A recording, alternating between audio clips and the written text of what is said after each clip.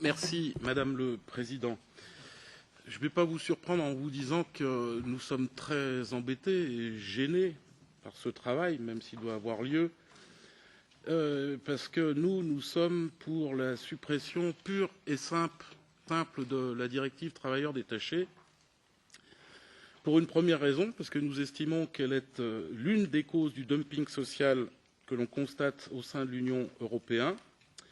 Et une deuxième raison, c'est que manifestement on assiste là à un ripollinage et que ça ne changera pas grand-chose parce que les intérêts financiers sont quand même importants.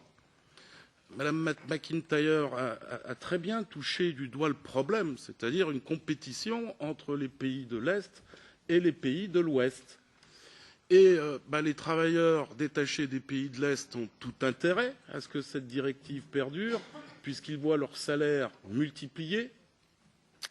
Les pays de l'Est ont tout intérêt à ce que cette directive perdure, parce que ça fait des devises qui rentrent. Et les pays de l'Ouest, eux, les PMI, PME sous-traitantes, ont tout intérêt à ce qu'elle perdure, parce qu'ils ont le choix entre utiliser cette directive ou déposer le bilan. Ils ne sont pas assez gros pour délocaliser.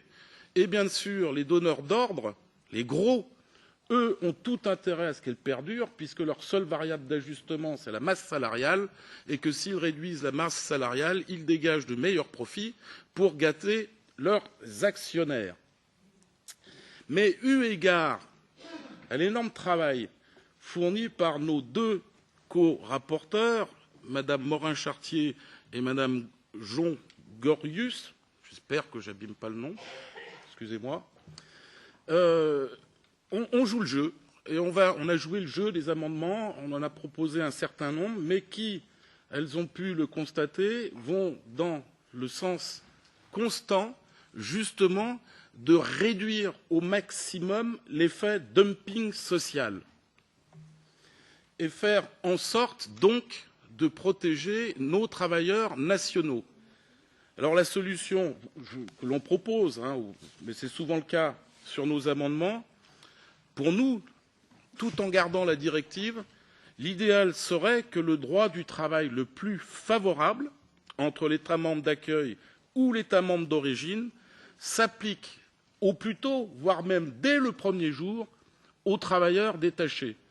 Et ainsi, tout le monde y retrouverait son compte, et les pays de l'Est et les pays de l'Ouest.